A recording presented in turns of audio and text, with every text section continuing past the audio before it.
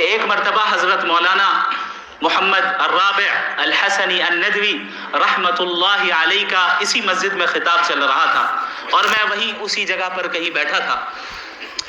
حضرت نے بڑے پرجوش انداز میں یہ بات کہی تھی. حضرت کا جو مزاج تھا اور ان کی جو طبیعت تھی وہ بڑی نرم طبیعت تھی، لیکن اس وقت جس لہجے میں اور جس انداز میں اور جس پرجوش انداز میں وہ جملہ انہوں نے کہا تھا، ہم سب بالکل بہت زیادہ چوکنے ہو گئے اور بالکل ہم ان کی طرف متوجہ ہو گئے کہ ضرور حضرت کچھ چاہتے ہیں ہم سے. حضرت نے یہ کہا تھا کہ آپ میں سے جو اس وقت بے مقصدیت میں مبتلا ہے وہ ابھی اسی مسجد سے اٹھ جائے اور اس ندوے سے نکل جائے. یہ حضرت کا مزاج نہیں تھا اس طرح کے جملے کہنے کا عام حالات میں، لیکن حضرت نے یہ جملہ کہا تھا. آپ اس سے اندازہ لگائیں کہ کس کڑھن کے ساتھ جو ہے یہ جملہ کہا ہوگا، کس درد کے ساتھ یہ جملہ کہا ہوگا، کس امید کے ساتھ یہ جملہ کہا ہوگا کہ آپ اگر اس ادارے میں ہیں اور ندوۃ العلماء آپ کی ہر اعتبار سے خدمت کر رہا ہے تو وہ آپ سے کچھ چاہتا ہے، اور وہ اپنے لیے نہیں چاہتا. ادارے کے اساتذہ اپنے ذاتی مفاد آپ سے کچھ نہیں چاہتے، وہ یہ چاہتے ہیں کہ آپ بن جائیں اور ایسی شخصیات بن جائیں جو پوری دنیا کی قیادت آپ کے ہاتھ میں ہو، جن کے ہاتھوں میں پوری دنیا کی قیادت ہو. تو لہٰذا سب سے پہلی چیز یہ ہے کہ بے مقصدیت کی وبا سے باہر نکل آئیں.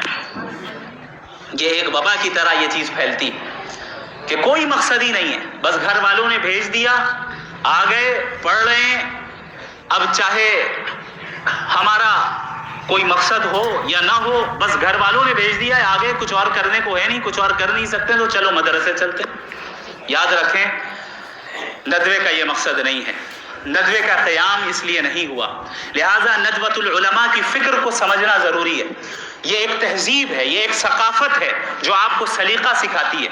اس ثقافت کا لحاظ رکھنا ضروری ہے کہ کب ہمیں کیا بولنا ہے، کس انداز میں بولنا ہے، کتنا بولنا ہے، کس کو بولنا ہے. ان تمام چیزوں کو سمجھنا ہے. ہمارا چلنے کا انداز کیسا ہو، کھڑے رہنے کا انداز کیسا ہو، ٹوپی پہننے کا انداز اور سلیقہ کیا ہو، کپڑے پہننے کا انداز کیا ہو. ابھی ٹوپی کہنے کے بعد آپ حضرات ٹوپیاں سیدھی کر رہے ہیں، اس کا مطلب یہ ہے کہ آپ نے اس چیز کو سمجھا نہیں. یہ چیز ہمیں جاننا ہے اور یہ بہت بڑی خوبی ہے، یہ کوئی ہنسنے کی بات نہیں ہے، یہ ندوے کی خوبی ہے. میں نے اپنے اساتذہ کو دیکھا ہے کہ درس کے دوران ہمارے اساتذہ اس کی طرف توجہ دلاتے کہ باڈی لینگویج آپ کی کیسی ہونی چاہیے.